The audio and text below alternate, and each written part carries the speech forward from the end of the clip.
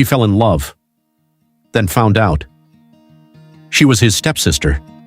In a kingdom where duty was heavier than love, a prince chose to disappear. Prince Kael was never meant to be ordinary. As the only son of the king, the crown had been waiting for him since birth, but Kael never wanted it. The thought that he killed his mom during childbirth leaves him in despair. And then came the rules, the expectations, the weight of becoming someone he didn't choose. So one night, without warning, he left. No guards, no title, no name. Just a boy, searching for a life that felt like his own. Far from the kingdom, in a quiet town where nobody knew his face, Kael finally felt free, and that's where he met her, Lina. She wasn't royalty, and maybe that's exactly why he couldn't stay away. She spoke to him like he was normal. She laughed at things no one else found funny, and when she looked at him, she didn't see a prince. She just saw him, exactly what he wanted. Days turned into weeks, weeks turned into something deeper. They walked through markets together, shared stories under open skies, and slowly, without trying, they fell in love. "If you could go anywhere, where would you go?" she once asked him. Kael smiled. "Anywhere, as long as you're there." And for the first time in his life, he meant it. But peace never lasts forever. One morning, everything changed. A royal guard found him. The king was ill, the kingdom was unstable, and the prince had to return. Kael didn't want to go back. Not to that life, not to that cage, but he had no choice.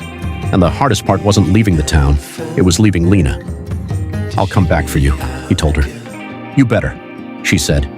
And just like that, he was gone. The palace hadn't changed. Same walls, same silence, same expectations waiting for him. But something felt different. There were new guards, new faces, and whispers he couldn't quite understand. "Welcome home," the queen said softly. "There's someone you should meet, your stepsister, my daughter." After greeting the king and queen with forced composure, Kael took a step forward, ready to be formally welcomed back into the palace, until his eyes drifted across the royal hall and froze.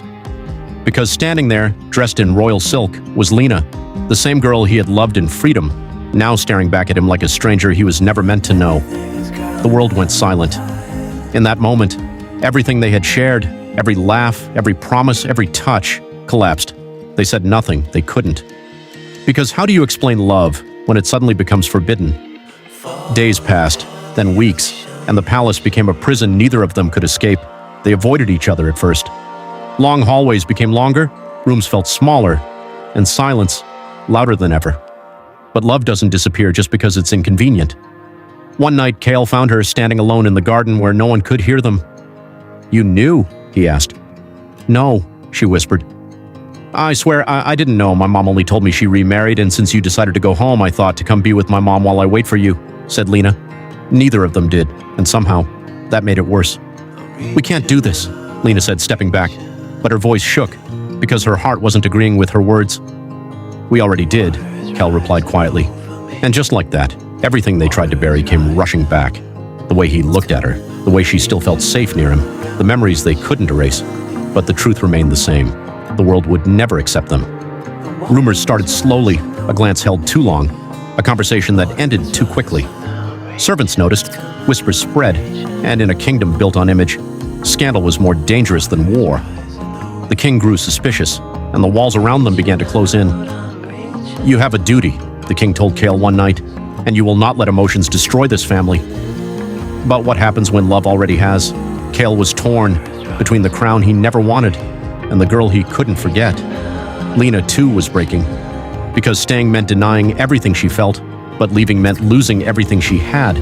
So they made a choice, the hardest one of all, to stay away from each other. No more secret meetings, no more stolen moments, just distance, silence, and pretending none of it ever happened. But some things don't fade. They linger, in looks, in memories, in the spaces between words, and sometimes in love that refuses to die, because the truth is, they didn't fall in love as siblings, they fell in love as strangers, and now they had to live as something they were never meant to be.